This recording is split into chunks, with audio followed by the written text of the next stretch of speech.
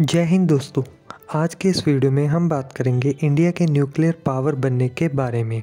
सन 1996 में इंडिया पर प्रेशर बनाया जा रहा था डेवलप्ड कंट्रीज़ के द्वारा कि वो comprehensive nuclear test ban treaty, जिसे हम शॉर्ट में CTBT भी कहते हैं, उसे साइन करे। अब now comprehensive nuclear test ban treaty, इस ट्रीटी के अकॉर्डिंग अगर कोई भी कंट्री इसे साइन करती तो वो कहीं पर भी किसी तरह का भी न्यूक्लियर एक्सप्लोजन नहीं कर सकती थी। अब यहाँ पर इंडिया के पास दो रास्ते थे। या तो इंडिया इस ट्रीटी को साइन कर अपना न्यूक्लियर पावर बनने के सपने को छोड़ देती और या न्यूक्लियर एक्सप्लोजन कर न्यूक्लियर पावर कंट्री की लिस्ट में आ जाती। एंड यहाँ पर इंडिया ने सेकंड रास्ता चुना एंड उस टाइम के Indian prime minister Atal Bihari Vajpayee ने इंडियन साइंटिस्ट को न्यूक्लियर टेस्ट करने के लिए परमिशन दे दी। उस टाइम के सीनियर साइंटिस्ट जिनमें DRDO के हेड डॉक्टर अब्दुल कलाम और R चिदम्बरम के साथ साथ कई और सीनियर साइंटिस्ट इन्वॉल्व थे, इन्होंने न्यूक्लियर टेस्ट करने के लिए प्रिपरेशन शुरू कर दी। अब नाउ इंडिया को न्यूक्लियर टेस्ट करने के लिए एक काफ़ी बड़ी साइट चाहिए थी और एक ऐसी साइट जिसमें काफ़ी कम पॉपुलेशन हो, ताकि न्यूक्लियर रेडिएशन से इफेक्ट होने वाले लोगों की संख्या काफ़ी कम हो। एंड इसी कारण राजस्थान के थार डेजर्ट के नज़दीक पोखरन विलेज को न्यूक्लियर साइट के लिए सेलेक्ट किया गया। अब वहाँ पर ज़मीन के नीचे काफ़ी बड़ा गड्ढा खोदकर वहाँ पर न्यूक्लियर टेस्ट की सभी तैयारियाँ शुरू की गई। अब दूसरी तरफ डेवलप्ड कंट्रीज़ जिसमें मेनली USA को ये शक हो गया था कि इंडिया में न्यूक्लियर टेस्ट की तैयारियां हो रही हैं, जिस कारण USA की सेंट्रल इंटेलिजेंस एजेंसी ने इंडिया के ऊपर 4 सैटेलाइट को प्लेस कर दिया था और जो 24 घंटे इंडिया के ऊपर नज़र बनाई रखे थे।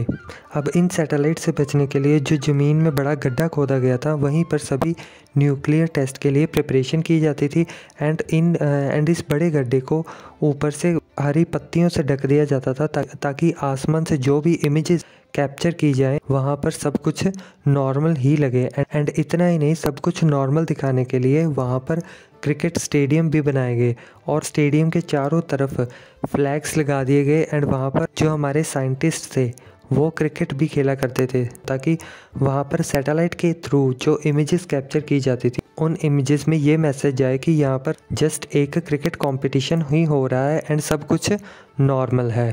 एंड वहाँ पर जो इंडियन साइंटिस्ट आते थे वो भी इंडियन आर्मी की यूनिफॉर्म पहनकर आते थे ताकि किसी को भी कोई भी शक ना हो। एंड वो कभी भी ग्रुप में नहीं आते थे एंड वो अपना सारा काम रात के समय में ही करते थे। एंड इस तरह USA की इंटेलिजेंस एजेंसी इंडिया के प्लान को समझ नहीं पाई और 11 मई 1998 को दोपहर के लगभग 3:45 बजे इंडिया में एक ब्लास्ट होता है एंड इस ब्लास्ट की आवाज़ इंडियंस ही नहीं पूरे विश्व को सुनाई देती है।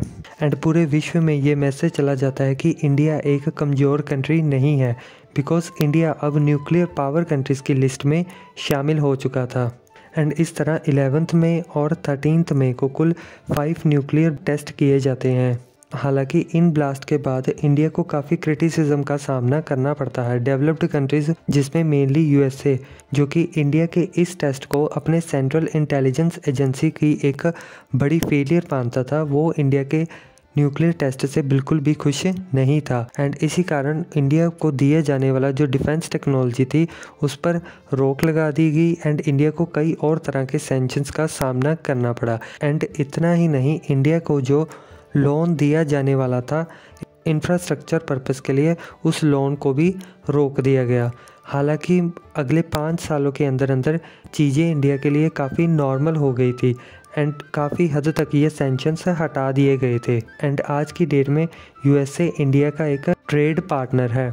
अगर हम बात करें इंडिया के न्यूक्लियर टेस्ट करने की रीज़न के बारे में, तो इसके कई रीज़न्स है। जो इसका सबसे पहला रीज़न था वो था कि इंडिया इंटरनेशनल वर्ल्ड में अपने आप को एक स्ट्रॉन्ग नेशन के रूप में दिखाना चाहता था एंड इसी कारण इंडिया ने इस ऑपरेशन को नाम ऑपरेशन शक्ति दिया था।